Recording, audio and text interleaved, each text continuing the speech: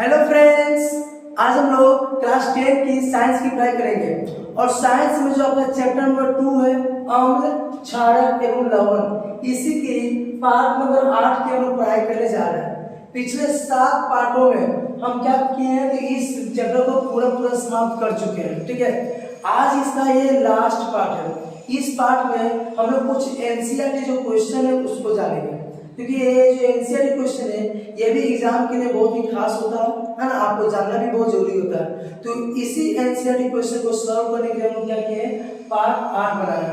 तो आप इसको भी क्या करोगे, कॉपी में लिख लोगे, स्क्रीनशॉट ले लोगे। पहले इसका इस वीडियो का पहले आप स्क्रीनशॉट ले लीजिए, स्क्रीनशॉट लेकर के फिर इसको भी कॉपी में आप लिख लोगे। और इसके बाद अब ये पूरा समाप्त नहीं हुआ है, इसके बाद हम इसको साफ करेंगे और साफ करके फिर 4 या 5 क्वेश्चन और बचा हुआ है, इसको साफ करके फिर उसको अगले बोर्ड में हम बताएंगे इसी पार्ट में। आगे समझे ना, इसी पार्ट में एक बोर्ड और होगा पढ़ाई। तो चलिए इसको हम शुरू करते हैं। इसको खत्म करने के बाद इसको साफ करेंगे और साफ करके फिर जो 4 या 5 क्वेश्चन बचा हुआ है ना उसको अगले मतलब इसी के अगले बोर्ड में हम बताएंगे। ठीक है, तो अगर आप इसके स्क्रीनशॉट ले लिए हैं तो अभी आप इसके स्क्रीनशॉट ले लीजिए, क्योंकि बाद में इसको गंदा हम कर देंगे, गंदा हो जाएगा और साफ भी करना होगा तो आप लिख नहीं पाओगे। तो अगर आप लिखना चाहते हो कॉपी में तो इसके स्क्रीनशॉट ले लीजिए। तो चलिए आज का जो पहला क्वेश्चन है, क्वेश्चन की ओर बढ़ते हैं। क्या है क्वेश्चन? क्वेश्चन कह रहा है क्या कि शुष्क हाइड्रोक्लोरिक गैस जो होता है वो लिटमस पत्र का रंग नहीं बदलता। क्यों? जैसे कि हम पहले पढ़ चुके हैं कि हाइड्रोक्लोरिक अम्ल होता है जो क्या होता है, नीले लाल लिटमस पत्र को नीला कर देता है। पर है ना, अम्ल कोई भी अम्ल जो होता है वो लाल लिटमस पत्र को क्या करता है, नीला कर देता है। तो ये जो हाइड्रोक्लोरिक अम्ल है, यहाँ पर हाइड्रोक्लोरिक गैस, बात तो वही हुआ। तो ये लिटमस पत्र का रंग नहीं बदलता। कारण क्या है? जब ये लिक्विड रहता है तो लिटमस पत्र का रंग बदल देता है, लेकिन जब ये शुष्क है, गैस के रूप में है या सॉलिड के रूप में है, तो ये लिटमस पत्र का रंग नहीं बदलता। क्यों? ऐसा क्यों होता है? तो इसके पीछे कारण यही है कि जो शुष्क हाइड्रोक्लोरिक गैस है उसमें हाइड्रोजन आयन नहीं होता। मेन यही आंसर है, ये देखिए, हाइड्रोजन आयन नहीं होता। शुष्क हाइड्रोक्लोरिक गैस में हाइड्रोजन आयन नहीं होता, इसलिए अम्लीय लक्षण नहीं दिखाता है और लिटमस पत्र का रंग नहीं बदलता। समझाया?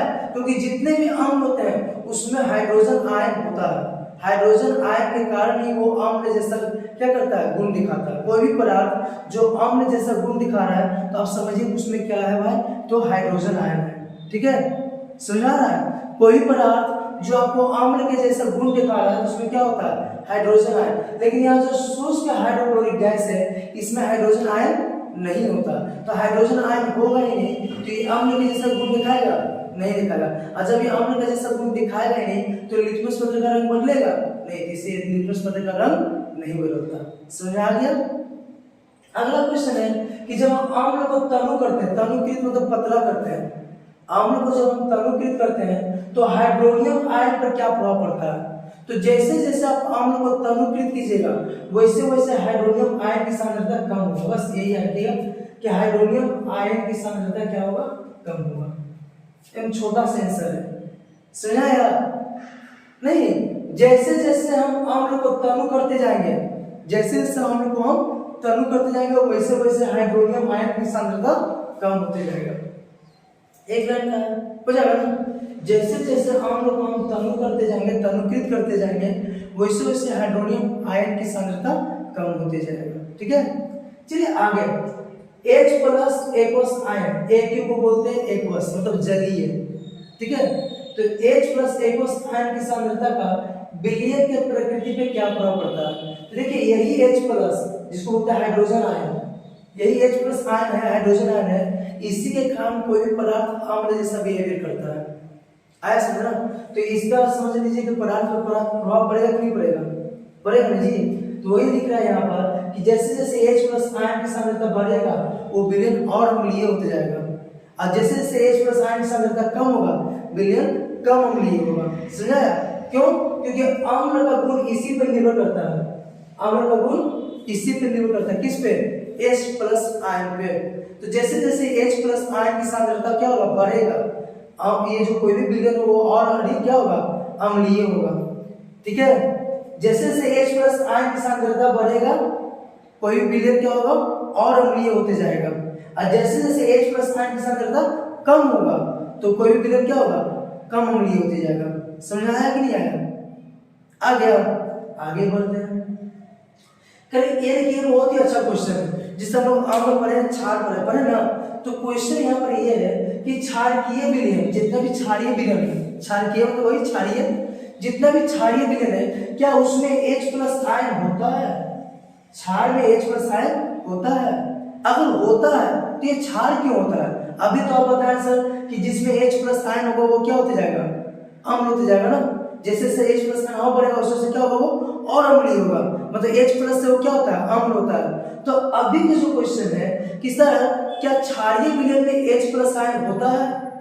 तो हमको तो लगना चाहिए कि नहीं हो रहा है, क्योंकि होगा तो क्या होगा अम्लीय हो जाएगा ना, है ना। तो हमको लगने से नहीं होता, देखेंगे क्या होता है। ठीक है, तो यहाँ वही क्वेश्चन है कि जैसे ये क्षारीय विलयन जो होता है, क्षारीय विलयन में H प्लस आयन होता है, अगर होता है तो वो क्षारीय क्यों होता है, वो अम्लीय क्यों नहीं होता? तो देखिए यहाँ आंसर ये है कि हाँ क्षारीय विलयन में H प्लस आयन होता है। देखिए बोले ना कि लगने से नहीं होगा, इसका फैक्ट देखिए क्या होता है। हमको लग क्या रहा था कि भाई क्षारीय विलयन में H प्लस आयन नहीं होता होगा, लेकिन नहीं होता है। क्षारीय विलयन में H प्लस आयन होता है। आ रहा समझ ना, क्षारीय विलयन में H प्लस आयन होता है। तो सर ये क्षारीय क्यों हो जाता है सर? तो वही बता रहे हैं। ठीक है कि हाँ क्षारीय विलयन में क्या होता है H प्लस आयन होता है। क्षारीय विलयन कैसे होता है? जब उसको हम क्षार को क्या करते हैं जल में घुलाते हैं, जल में घुलाते हैं। जब हम किसी क्षार को पानी में घुलाते हैं, जब भी किसी क्षार को पानी में घुलाते हैं तो क्या होता है क्षारीय विलयन। लेकिन जैसे हम पानी में घुलाएंगे तो पानी में हाइड्रोजन और ऑक्सीजन दोनों होता है, पता ना आपको, पानी में हाइड्रोजन और ऑक्सीजन दोनों होता है। तो वही पानी क्या होता है ना जल, मतलब जल अब घटित होकर हाइड्रोजन आयन बनाता है। जल अब घटित होकर क्या बनाता है हाइड्रोजन आयन। समझा यार, जल वियोजित होकर अब घटित होकर क्या बनाता है हाइड्रोजन आयन। लेकिन यहाँ हाइड्रोजन आयन की मात्रा कम होता है, हाइड्रोजन आयन की मात्रा कम होता है और हाइड्रोक्साइड आयन की मात्रा ज्यादा होता है।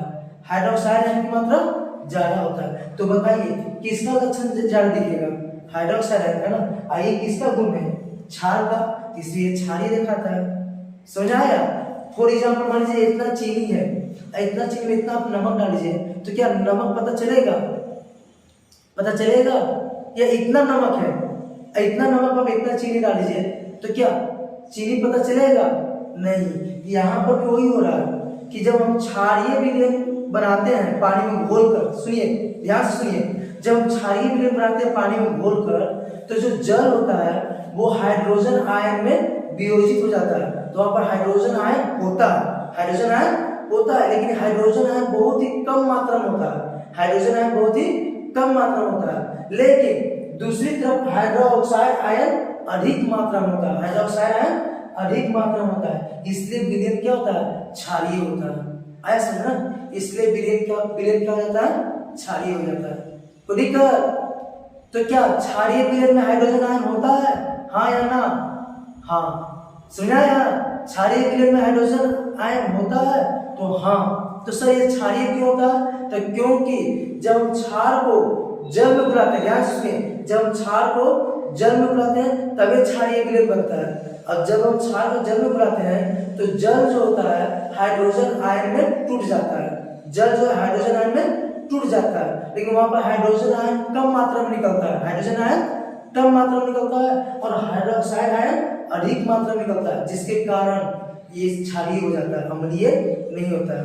जैसे इतना चीनी में अगर इतना नमक डाल दें तो नमक का गुण नहीं पता चलेगा, क्योंकि चीनी ज्यादा मात्रा में ना है तो चीनी मतलब वो जो विलयन बनेगा वो क्या होगा मीठा होगा। और अगर नमक ज्यादा है चीनी कम है तो विलयन क्या होगा नमकीन होगा, चीनी का असर नहीं होगा। आया? चलिए अगला है क्वेश्चन कि एल्कोहल और ग्लूकोज, एल्कोहल और ग्लूकोज जो होता है उसमें हाइड्रोजन होता है। हाँ, एल्कोहल का फॉर्मूला होता है OH जी, मतलब कुछ भी होता है आगे लेकिन उसमें क्या लगा रहता है OH। एल्कोहल में क्या लगा रहता है OH, लेकिन इसमें हाइड्रोजन है कि नहीं है ना। अब ग्लूकोज का फॉर्मूला तो आपको पता ही है C6H12O6, याद रखिएगा ग्लूकोज का फॉर्मूला C6H12O6 होता है ना। तो ग्लूकोज में भी भाई हाइड्रोजन है और एल्कोहल में भी हाइड्रोजन है, तो इसको भी तो अम्ल होना चाहिए, ये भी क्या होना चाहिए, अम्ल होना चाहिए, लेकिन ये अम्ल नहीं है, क्यों, ठीक है ना।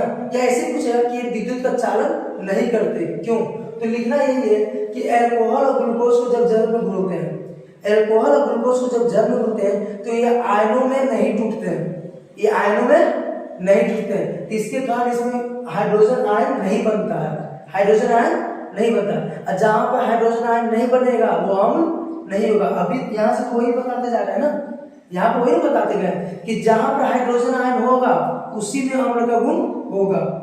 तो यहाँ पर देखिए फिर से अल्कोहल और ग्लूकोज में हाइड्रोजन होता है, लेकिन जब इसको हम जल में घोलते हैं, जब इसको हम जल में घोलते हैं तो हाइड्रोजन ये अपने आयनों में नहीं टूटता, आयनों में नहीं टूटता, इससे हाइड्रोजन आयन यहाँ पर नहीं बनता है, हाइड्रोजन आयन क्या होता है, नहीं उत्पन्न होता है, ऐसा ना, इसीलिए ये अम्ल जैसा गुण नहीं दिखाता, ये अम्ल जैसा गुण दिखाएगा नहीं दिखाएगा। ये विद्युत का चालन करेगा नहीं करेगा, विद्युत का चालन भी नहीं करेगा, क्योंकि इसमें आयन बन ही नहीं रहा है। विद्युत का चालन वही करेगा जिसमें आयन बनता है, इसमें आयन तो बन ही नहीं रहा है, तो विद्युत का चालन नहीं करेगा। समझा है। आयन क्वेश्चन बहुत ही अच्छा क्वेश्चन है, ये क्वेश्चन और ये क्वेश्चन ये दोनों बहुत ही अच्छा क्वेश्चन है, ध्यान से देखिएगा, ठीक है, कि ग्लूकोज और अल्कोहल में हाइड्रोजन होते हुए भी ये अम्ल नहीं है, और यहाँ क्षार में हाइड्रोजन आयन होते हुए भी ये क्या है, क्षार होता है, अम्ल नहीं होता। ये दोनों बहुत अच्छा क्वेश्चन, ध्यान से समझ लीजिएगा, इसको समझा दिया ना, इसको भी समझाएंगे, ठीक है। ऐसे भी क्वेश्चन पूछेगा कि अल्कोहल और ग्लूकोज विद्युत का चालन नहीं करते, क्यों, उसका भी आंसर यही, समझा है। अल्कोहल और ग्लूकोज विद्युत का चालन नहीं करते, क्यों, तो अल्कोहल और ग्लूकोज को जब हम जल में घोलते हैं तो उसमें कोई भी आयन नहीं बनता, अब कोई आयन बनेगा ही नहीं तो विद्युत का चालन करेगा ही नहीं, समझाया। चलिए अब करेंगे, ये तो ऑब्जेक्टिव है भाई। उस पदार्थ का नाम बताइए जो क्लोरीन संक्रिया करके विरंजन चूर्ण बनाता है। तब जब विरंजन चूर्ण आपको पढ़ाए थे तो वहां पर हम बताए थे, जब हम विरंजन चूर्ण पढ़ाए थे तो वहां पर हम बताए थे कि क्लोरीन से भुजा हुआ चूना का क्रिया करेगा तभी विरंजन चूर्ण बनता है, बताया था ना। विरंजन चूर्ण बनाने का तरीका जिसको ब्लीचिंग पाउडर बोलते हैं, इसको ब्लीचिंग पाउडर भी बोलते हैं, विरंजन चूर्ण बताया था कि बताया था कि जब भुजा हुआ चूना पर क्लोरीन गैस प्रवाहित करते हैं तब जाके क्या बनता है, विरंजन चूर्ण। तो कौन सा पदार्थ होगा, भुजा हुआ चूना, इसका फॉर्मूला CaOH, ठीक है। चलिए आगे, अब sodium hydrogen carbonate, sodium hydrogen carbonate जिसको क्या बोलते हैं, सोडियम बाइकार्बोनेट, खाने का सोडा जी, बताया था ना, ये भी हम आपको पढ़ा चुके हैं, ये भी हम आपको पढ़ा चुके हैं कि सोडियम हाइड्रोजन कार्बोनेट को जब हम गर्म करते हैं तो क्या होता है, क्वेश्चन यही है, सोडियम हाइड्रोजन कार्बोनेट को गर्म करेंगे तो क्या होगा, तो सोडियम हाइड्रोजन कार्बोनेट को जब हम गर्म करेंगे तो सोडियम कार्बोनेट जल और कार्बन डाइऑक्साइड बनेगा, याद हो गया। देखिए सोडियम हाइड्रोजन कार्बोनेट का ये फॉर्मूला होता है ना, तो सोडियम हाइड्रोजन कार्बोनेट, सुनिए ध्यान से, सोडियम हाइड्रोजन कार्बोनेट को जब हम गर्म करते हैं तो सोडियम कार्बोनेट जल और कार्बन डाइऑक्साइड बनता है, भाई याद है, याद हो जाएगा। इक्वेशन लिख लोगे, इक्वेशन भी लिखना रहता है, इक्वेशन भी लिख लोगे ना। अरे सोडियम हाइड्रोजन कार्बोनेट का एक फॉर्मूला याद रखिएगा, सोडियम कार्बोनेट का एक फॉर्मूला होता है, जल का तो जान ही करते हैं और कार्बन डाइऑक्साइड का भी जानते ही हैं। प्लास्टर ऑफ पेरिस जल के साथ अभिक्रिया करेगा तो क्या होगा, तो प्लास्टर ऑफ पेरिस जल के साथ अभिक्रिया करेगा तो जिप्सम बनाएगा, क्या बनाएगा, जिप्सम, इसको क्या बोलते हैं भाई, जिप्सम, याद रखिए इसको क्या बोलते हैं, जिप्सम। तो प्लास्टर ऑफ पेरिस जब भी जल के साथ अभिक्रिया करेगा तो क्या बनाएगा, जिप्सम बनाएगा। इसका फॉर्मूला देखिए, इक्वेशन ये है, ये आपको प्लास्टर ऑफ पेरिस का फॉर्मूला है, प्लास्टर ऑफ पेरिस का फॉर्मूला है, ये जल है, अब इसके साथ ये अभिक्रिया करा तो देखिए क्या बन गया, जिप्सम, कोई दिक्कत, समझाया। तो जिप्सम का फॉर्मूला पूछे तो ये नहीं होना, ये तो हम पहले से किए हैं, बोलना ये जिप्सम का फॉर्मूला क्या होता है, CaSO4 × 2H2, याद रखिए जिप्सम का फॉर्मूला, जिप्सम का फॉर्मूला क्या होता है, CaSO4 × 2H2, कोई दिक्कत। अब प्लास्टर ऑफ पेरिस जल के साथ अभिक्रिया करेंगे तो जिप्सम, ऐसा उल्टा ही हो जाता है, जब हम इसको गर्म करेंगे, सुनिए ध्यान से, जब हम जिप्सम को गर्म करेंगे तो क्या बन जाएगा, प्लास्टर ऑफ पेरिस, ठीक है, उल्टा ही उल्टा है। जब इसको जल से अभिक्रिया कराएंगे तो जिप्सम बनेगा, जिप्सम को जब हम गर्म करेंगे तो प्लास्टर ऑफ पेरिस बनेगा। चलिए आगे। अब आश्रित जल कहेंगे, इसको लिखा रहता है आसुत जल, कहेंगे क्या मिलेगा आपको, आसुत जल। ध्यान से सुनिए, आश्रित जल कहेंगे आसुत जल भी लिखा हुआ मिलेगा, या शुद्ध जल। तो शुद्ध जल जो होता है वो विद्युत का चालन नहीं करता, विद्युत का चालन नहीं करता, लेकिन वर्षा का पानी जो आता है नीचे जमीन पे वो करता है। क्यों? ठीक है, तो ध्यान सुनिए, आश्रित जल में कोई आयन नहीं होता है। आश्रित जल जो होता है, शुद्ध जल जो होता है, आसुत जल जो होता है वो कोई आयन नहीं बनाता है, ठीक है ना, इसलिए ये विद्युत का चालन नहीं करता। लेकिन जो वर्षा का जल है, वर्षा का जल भी शुद्ध होता है। ध्यान से सुनिए, वर्षा का जल जब ऊपर होता है तो क्या होता है, शुद्ध होता है। लेकिन जब वर्षा का जल ऊपर से नीचे जमीन पे गिरने के क्रम में क्या करता है, ये वायुमंडल से होकर गुजरता है ना। ध्यान से समझिए, समझोगे याद जाएगा, यार छोड़ो इसको, छोड़ दो, तीन एकदम लिख पा आप लिख लोगे, लेकिन हम जो समझा रहे हैं सुन लो, उस सुन लोगे तो अपने आप इसको बना के लिख सकते हो। ठीक है, सुनिए क्या बता रहे हैं कि जब वर्षा का जल है ना, बरसात के दिनों में क्या होता है, जमीन पे गिरता है, तो गिरने के दौरान वो कहाँ सूख जाता है, वायुमंडल से। कहाँ से गुजरता है, वायुमंडल से। तो वायुमंडल में क्या है, कार्बन डाइऑक्साइड गैस है ना, नाइट्रोजन डाइऑक्साइड है, सल्फर डाइऑक्साइड है, पता है ना कौन गैस है भाई, तो बहुत सारा गैस है, carbon dioxide gas, nitrogen dioxide gas, sulphur dioxide gas, है कि नहीं, ये सब है, ये सब अम्लीय गैस है। कैसा गैस है, अम्लीय। ये पानी से रिएक्शन कर लेता है, मतलब पानी में जाकर घुल जाता है, जो वर्षा का जल है उसमें घुल जाता है, घुल के बनाता है एसिड, घुल के क्या बनाता है, एसिड है, कार्बोनिक एसिड, नाइट्रिक एसिड और सल्फ्यूरिक एसिड बनाता है। ठीक है, तो वही एसिड बनाता है। और जब एसिड बन गया भाई तो अम्ल तो विद्युत का सुचालक होता है ना, क्योंकि एसिड बन गया तो जैसे उससे करंट पास करेंगे तो आयनों में टूट जाएगा और क्या होगा, विद्युत का चालन करेगा। इसलिए ये क्या होता है, वर्षा का जल विद्युत का सुचालक होता है। समझाया? आया नहीं आया समझ में? नहीं आया? फिर से क्वेश्चन पेपर बता रहे हैं कि सर आश्रित जल या शुद्ध जल या आसुत जल विद्युत का सुचालक नहीं होता है, विद्युत का चालन नहीं करता, लेकिन वर्षा का जल करता है। ऐसा क्यों? तो आंसर है कि आश्रित जल या आसुत जल या शुद्ध जल तीनों आयनों विघटित नहीं होते हैं, आयनों विघटित नहीं होते हैं। तो आयनों विघटित नहीं होगा तो क्या होगा ना, वो विद्युत का चालन करेगा ही नहीं। लेकिन जब वर्षा का जल होता है, वर्षा का जल जैसे ही आकाश से वायुमंडल से होते हुए पृथ्वी पर गिरता है, तो वायुमंडल में जो गैस है, carbon dioxide gas, nitrogen dioxide gas, sulphur dioxide gas, ये उस जल में क्या होता है, घुल जाता है। जल में क्या होता है, घुल जाता है। अब घुल करके क्या बनाता है, अम्ल बनाता है। क्या बनाता है, अम्ल बनाता है। और ये अम्ल आयनों में टूट जाता है। ये अम्ल जो होते हैं आयनों में क्या होते हैं, टूट जाते हैं, इसलिए विद्युत का चालन करते हैं। समझा? इसलिए विद्युत का चालन करते हैं। तो यही था आपका एनसीईआरटी कुछ क्वेश्चन। अभी 2-3 क्वेश्चन, 4-5 क्वेश्चन बच गया और जो इसको हम साफ करके इसी पार्ट में आपको बताने जा रहे हैं। तो चलिए इसको साफ करते हैं, साफ करके इसको फिर से मिलते हैं। तो फ्रेंड्स ये रहा अगला क्वेश्चन। ठीक है, तो सबसे पहले फिर से इसको क्या कीजिए, स्क्रीनशॉट ले लीजिए। सबसे पहले इसके स्क्रीनशॉट ले लीजिए। जो बच्चे चाहते हैं कि कॉपी में लिख लें और मेरा नोट्स पूरी तरह से तैयार हो जाए, तो आप इसको क्या कीजिए, स्क्रीनशॉट ले लीजिए। स्क्रीनशॉट ले करके उसको कॉपी में लिख लीजिएगा। सिर्फ ये नहीं कि स्क्रीनशॉट ले लिए और मोबाइल में रख लिए, उसको कॉपी में जरूर लिख लीजिएगा। इससे बाहर आपको क्वेश्चन नहीं पूछा जाएगा। ये जो आपका चैप्टर 2 है समाप्त होने जा रहा है। इसके बाद हम आपको चैप्टर 3, चैप्टर 4 सबका वीडियो बनाएंगे।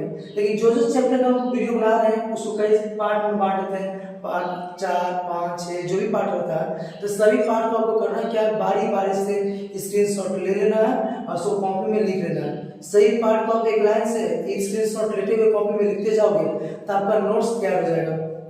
फिर नोट्स के लिए कहीं पर जाने की जरूरत नहीं पड़ेगा, आपको अच्छा खासा नोट्स कहीं पर मिल जाएगा। और इसके बाहर आपको कहीं से नहीं क्वेश्चन आएगा, जो भी क्वेश्चन आएगा नोट्स से ही आएगा। सब क्वेश्चन आपको यहाँ से मिल जाएगा, ये मेरा पूरा गारंटी है। ठीक है, तो चलिए अब अगला क्वेश्चन की ओर बढ़ते हैं। उम्मीद है कि जो बच्चे लिखना चाहते हैं वो स्क्रीनशॉट ले चुके होंगे। स्क्रीनशॉट ले लिए ना, तो इसके शॉर्ट ले लिए तो उसको कॉपी में बाद में लिख लीजिएगा, अभी समझ लीजिए। चलिए अभी क्या है कि जल की अनुपस्थिति में आम्ल का व्यवहार अम्लीय क्यों नहीं होता है। अभी जितना क्वेश्चन बताया उसमें भी लगभग यही क्वेश्चन था, ठीक है, इसमें वही है लेकिन दोनों में आंसर मिल जाएगा। क्वेश्चन यहाँ पर यही है कि जल की अनुपस्थिति में अम्ल जो है अम्ल जैसा व्यवहार क्यों नहीं करता। तो होता क्या है ना कि अम्ल केवल जल में ही घुलकर आयन बनाता है। अम्ल जो होता है केवल जल में घुलेगा तभी हाइड्रोजन आयन बनेगा। अम्ल जब जल में घुलेगा तभी हाइड्रोजन आयन बनेगा, ऐसे हाइड्रोजन आयन नहीं बनाता। और अम्ल किसके कारण अम्ल जैसा गुण करता है, हाइड्रोजन आयन के कारण। देखो लिखा हाइड्रोजन आयन की उपस्थिति के कारण ही अम्ल जैसा व्यवहार ये करता है। लेकिन जब ये जल में घोलेंगे नहीं तो हाइड्रोजन आयन बनेगा ही नहीं, और हाइड्रोजन आयन बनेगा ही नहीं तो ये अम्ल जैसा व्यवहार करेगा नहीं करेगा। यही इसका आंसर होगा। समझ आया नहीं आया? फिर से अम्ल केवल जल में घुलकर ही हाइड्रोजन आयन बनाता है और कहीं नहीं। अम्ल केवल जल में घुलकर ही हाइड्रोजन आयन बनाता है और हाइड्रोजन आयन के कारण ही अम्ल जो अम्ल जैसा व्यवहार करता है। हाइड्रोजन आयन के कारण ही अम्ल कैसा व्यवहार करता है, अम्ल के जैसा। लेकिन जब इसको हम जल में नहीं घोलते हैं तो यहाँ कोई हाइड्रोजन आयन नहीं बनता, और हाइड्रोजन आयन नहीं बनेगा तो ये अम्ल जैसा व्यवहार नहीं करेगा।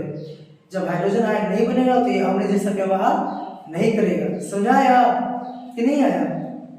अगला है ताजे दूध का pH 6 होता है। ताजे दूध का pH 6 होता है, लेकिन दही बन जाने पे इसका pH पर बदलाव आएगा। तो देखिए ताजा जो दूध होता है वो भी अम्लीय ही होता है। ताजा दूध होता है वो भी क्या होता है, अम्लीय होता है, लेकिन उतना अम्लीय नहीं होता, बहुत कम अम्लीय होता है क्योंकि उसका pH क्या है, 6 है। लेकिन जैसे ही वो दही बनता है तो दही में कौन सा अम्ल होता है, लैक्टिक अम्ल। हम आपको पहले बता दिए थे ना, दही में कौन सा अम्ल होता है, लैक्टिक अम्ल। तो जैसे ही वो दही बनता है तो और ज्यादा वो अम्लीय हो जाता है लैक्टिक अम्ल के कारण। लैक्टिक अम्ल के कारण वो और ज्यादा क्या हो जाता है, अम्लीय हो जाता है। तो जब और ज्यादा अम्लीय हो जाएगा तो उसका pH क्या होगा, 6 से कम हो जाएगा। क्यों? क्योंकि अम्ल का pH क्या होता है, 7 से कम होता है, और जैसे जैसे कम होता जाएगा उससे अम्लीयता बढ़ते जाएगा। ठीक है, तो जब ये दूध था तो इसका pH कितना था, 6 था, लेकिन जब ये दही बन जाएगा तो इसका अम्लीयता और बढ़ जाएगा। अम्लीयता क्या होगा, और बढ़ जाएगा।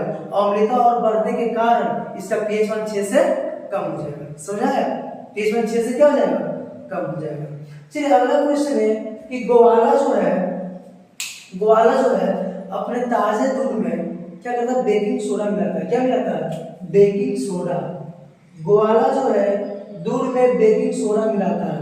तो ऐसा क्यों करता है ना, इससे तो क्षारीय हो जाएगा ना। बेकिंग सोडा कैसा होता है, क्षारीय होता है। पढ़े ना हम लोग पिछले क्लास में पढ़ चुके हैं, बेकिंग सोडा क्या होता है, क्षारीय होता है। बताए थे कि नहीं बताते हैं, जिसका ये जो लोग केक बनाने में करते हैं, बताए थे ना। तो वही चीज बेकिंग सोडा मिलाया जाता है ताजा दूध में। ऐसा क्यों करते हैं ग्वाला लोग, ठीक है। क्या इसका pH मान पर कोई असर होगा, ठीक है। इससे बहुत सारे क्वेश्चन पूछा जा सकता है कि क्या इसका pH मान पे असर होगा। अब इसको दूध से हम दही बनाएंगे तो क्या समय ज्यादा लगेगा या कम लगेगा, ठीक ना। ये सब आंसर आपका यहाँ पर है। समझा रहा है? फिर से क्वेश्चन क्या है कि सर ये जो ग्वाला होता है अपने ताजे दूध में क्या करता है, बेकिंग सोडा मिलाता है। क्या मिलाता है, बेकिंग सोडा।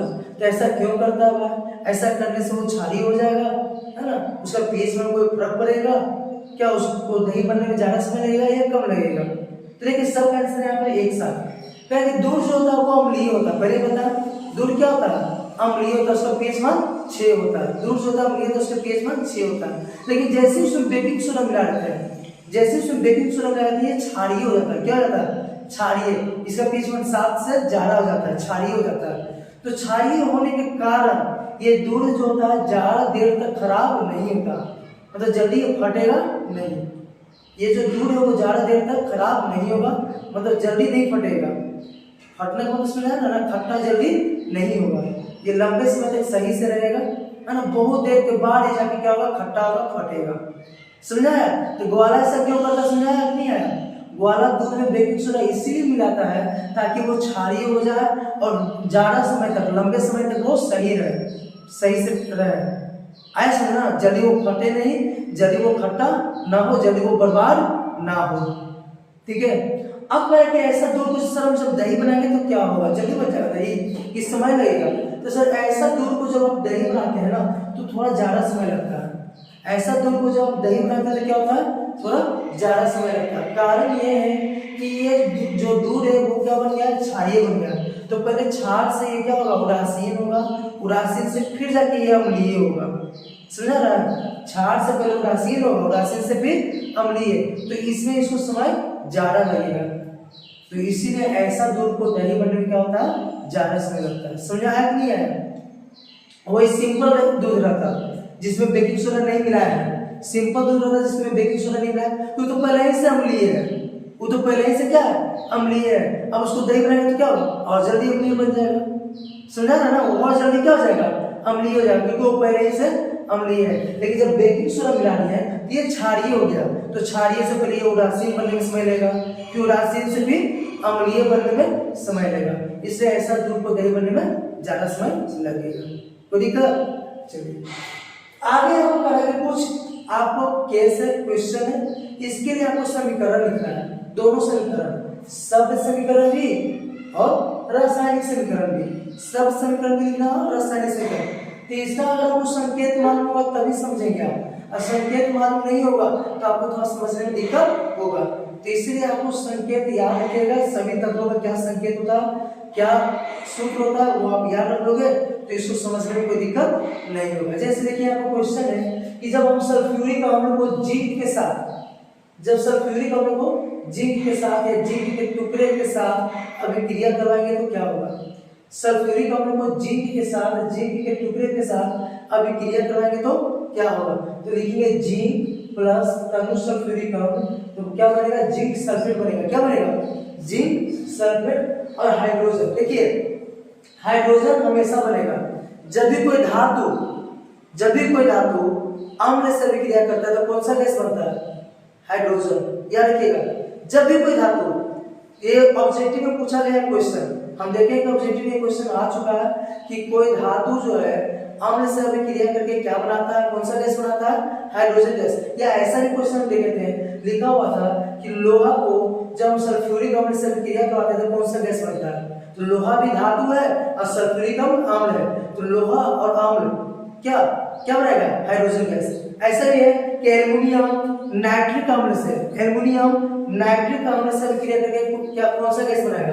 तो सर एल्युमिनियम धातु है और नाइट्रिक अम्ल है, तो अम्ल और धातु अभिक्रिया करके क्या बनाता है, हाइड्रोजन गैस। वहां भी हाइड्रोजन गैस ही बनेगा। अब इसका संकेत करो, जिंक को लिखते हैं Zn और सल्फ्यूरिक अम्ल को लिखते हैं H2SO4। हम पहले ही इसका फॉर्मूला आपको बता चुके हैं, इस लेसन के शुरू वाला वीडियो में आपको फॉर्मूला बता चुके हैं। तो दोनों मिलकर बनाएगा जिंक सल्फेट, जिंक सल्फेट। समझा आप, ये हाइड्रोजन गैस अलग हो जाएगा। आया कि नहीं आया, नहीं आया समझ। ये जो जिंक है, ये जिंक जो है इसके साथ अभिक्रिया करके बनाएगा जिंक सल्फेट, और ये हाइड्रोजन गैस क्या हो जाएगा, अलग हो जाएगा। ठीक है, अब सब में देखिए यही काम हो रहा है, सभी में एक आप समझ गए तो सब समझ जाइएगा। अगला है कि हाइड्रोक्लोरिक अम्ल है ना भाई, मैग्नीशियम धातु है ना, तो क्या होगा, तो अम्ल धातु से अभिक्रिया करके क्या बनाएगा, हाइड्रोजन गैस बनाएगा।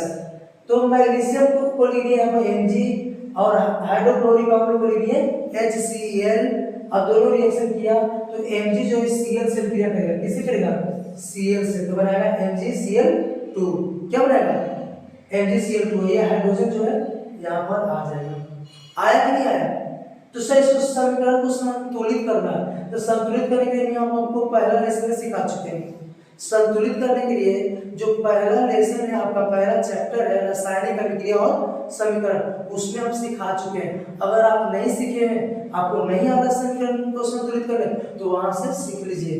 आज समझना, क्योंकि एग्जाम में समीकरण को संतुलित करने के लिए भी आता है, बहुत लोग खास है, एग्जाम में समीकरण को संतुलित करने के लिए भी आता है। तो अगर आप समीकरण को संतुलित करने के लिए नहीं सीखे तो आप क्या कीजिए, प्लेलिस्ट में जाकर के चैप्टर 1 का वीडियो देखिए, चैप्टर 1 का वीडियो देखिए, वहां पर आपको समीकरण को संतुलित करने के लिए एक वीडियो बनाया हुआ है। आप वहां से उसको क्या कर सकते हैं, आसानी से सीख सकते हैं। तो ठीक है, वहां से सीख लीजिएगा। चलिए अगला है हाइड्रोक्लोरिक अम्ल। फिर से हमने बात लोहा, तो अम्ल जो लोहा से अभिक्रिया करेगा तो क्या बनाएगा, हाइड्रोजन गैस। तो हाइड्रोक्लोरिक अम्ल को लिख दिए HCl, लोहा को लिख दिए Fe, और दोनों क्रिया करेगा तो Fe जो Cl से क्रिया करेगा क्या बनेगा, तो फेरस क्लोराइड बनेगा, फेरस क्लोराइड, और ये हाइड्रोजन गैस निकल गया। इसको भी हम क्या किए, संतुलित कर दिए। तो ठीक है, इसको भी संतुलित कर देंगे। 3 गो Fe, यहाँ भी 3 गो Fe, यहाँ 6 गो H, यहाँ भी 6 गो H, यहाँ 6 गो क्लोरीन, यहाँ भी 6 गो क्लोरीन, संतुलित है ना। तो ठीक है, उसी प्रकार से है कि सल्फ्यूरिक अम्ल एल्युमिनियम से क्रिया करेगा तो क्या बनेगा, तो सल्फ्यूरिक अम्ल एल्युमिनियम, सल्फ्यूरिक अम्ल है, एल्युमिनियम धातु है, तो हाइड्रोजन गैस तो बनना ही बनना है। अब सल्फ्यूरिक अम्ल का फॉर्मूला होता है H2SO4, एल्युमिनियम होता है Al, दोनों में क्रिया किया तो Al जो है इससे क्रिया करके बनाएगा क्या, एल्युमिनियम सल्फेट, क्या बनाएगा, एल्युमिनियम सल्फेट, और हाइड्रोजन जो है वो निकल जाएगा। कोई दिक्कत, एल्युमिनियम सल्फेट का फॉर्मूला आप याद रखिएगा। अब इसको क्या किया, बैलेंस कर लिए, संतुलित कर लिए। तो ऐसा कोई भी क्वेश्चन रहेगा, जरूरी है कि हम ये 4 लिखे थे, ये चारों रहेगा, ये चारों आएगा एग्जाम में, ये 4 नहीं आएगा, कोई और इसके जगह पर आ सकता है। बस देखना है कि अम्ल और धातु है तो हाइड्रोजन गैस निकलेगा। कोई दिक्कत, ऐसे तो हम मेन चुन के 4 लिखे हैं कि यही में से कोई आ जाए, आएगा तो ठीक है, अलग कोई नहीं आवे, लेकिन अगर अलग से भी आ गया तो आप इसकी सहायता से उसको कर सकते हैं। अब है प्लास्टर ऑफ पेरिस, जो कि आज का last question. Plaster of Paris को आर्द्र रोड़ी बर्तन, आर्द्र रोड़ी बर्तन ऐसा बर्तन बोलते हैं जिसमें नमी न जाए, जिसमें नमी न जाए, पानी की मात्रा न जाए, वाष्प की मात्रा न जाए। तो आप प्लास्टर ऑफ पेरिस को आर्द्र रोड़ी बर्तन में क्यों रखना चाहिए, इसको जानने से पहले हम ये जानेंगे कि सीमेंट आप लोग देखे होंगे, देखिए सीमेंट, जब सीमेंट को आप छोड़ देते हैं खुला, खासकर बरसात के दिनों में, बरसात के दिनों में जब सीमेंट को खुला छोड़ देते हैं तो क्या होता है, पत्थर बन जाता है, बन जाता है पत्थर। कैसे, तो ये हवा में जो जलवाष्प है, हवा में जो नमी है, इस हवा में जो नमी है उस नमी को क्या करता है, सोख लेता है, उस हवा के नमी को क्या करता है, वो सोख लेता है, सोख के क्या बन जाता है, पत्थर बन जाता है, बन जाता है, नहीं बन जाता सीमेंट। तो प्लास्टर ऑफ पेरिस भी बिल्कुल सीमेंट की तरह ही होता है, प्लास्टर ऑफ पेरिस बिल्कुल क्या होता है, सीमेंट की तरह होता है। जैसे इसको आर्द्र रोड़ी बर्तन में हम नहीं रखते कि ऐसे खुले में छोड़ देते हैं, आर्द्र रोड़ी बर्तन में न रखते, खुला में छोड़ दिए, हवा में छोड़ दिए, तो हवा के नमी को क्या करता है, ये सोख लेता है, हवा के नमी को क्या करता है, सोख लेता है, आर्द्रता को क्या करता है, सोख लेता है, और सोख के बनाता है ये जिप्सम, क्या बनाता है, जिप्सम। थोड़ा देर पहले क्वेश्चन बताया था कि प्लास्टर ऑफ पेरिस पानी के साथ अभिक्रिया करके क्या बनाता है, जिप्सम। तो नमी में पानी होता है, नहीं होता है, तो वही यहाँ पर क्या बना रही है, जिप्सम, और जिप्सम बना के कठोर हो जाता है, जिप्सम बना के क्या हो जाता है, कठोर हो जाता है। तो इसका यूज करने में फिर दिक्कत है, यूज नहीं कर पाएंगे। अगर हम पूरा लंबे समय तक छोड़ दिए ना तो पूरा का पूरा प्लास्टर ऑफ पेरिस क्या बन जाएगा, जिप्सम बन जाएगा, तो ये बेकार हो जाएगा। आया समझ ना, इसलिए प्लास्टर ऑफ पेरिस को कहाँ रखते हैं, आर्द्र रोड़ी बर्तन में। आया कि नहीं आया, प्लास्टर ऑफ पेरिस को कहाँ रखा जाता है, आर्द्र रोड़ी बर्तन में। क्यों, क्योंकि इसको खुला में छोड़ देंगे, खुला में छोड़ देंगे तो हवा के नमी को ये सोख लेगा, और सोख के क्या बना लेता है, कठोर जिप्सम बना लेता है, कठोर जिप्सम बना लेता है। लंबे समय छोड़ देंगे तो पूरा का पूरा प्लास्टर ऑफ पेरिस क्या बन जाएगा, जिप्सम बन जाएगा, बेकार हो जाएगा, इसलिए इसको आर्द्र रोड़ी बर्तन में रखा जाता है। तो ये था आपका चैप्टर नंबर 2, अम्ल क्षारक एवं लवण। हम फिर से आपको यही बोलेंगे कि आप हर एक पार्ट का क्या कीजिए, स्क्रीनशॉट लीजिए और कॉपी में जरूर लिख लीजिए। हम पूरा गारंटी देते हैं कि इससे बाहर आपको कोई क्वेश्चन एग्जाम में नहीं आएगा, पूरा का पूरा क्वेश्चन इससे लड़ ही जाएगा। तो अगर नोट्स बनाना चाहते हैं तो हर वीडियो का स्क्रीनशॉट लेते जाइए और कॉपी में लिखते जाइए। चलिए ठीक है, अब अगले बार मिलेंगे कुछ इंटरेस्टिंग वीडियो में, दूसरे वीडियो में। फिर आज इतना ही रख लेते हैं। Thank you.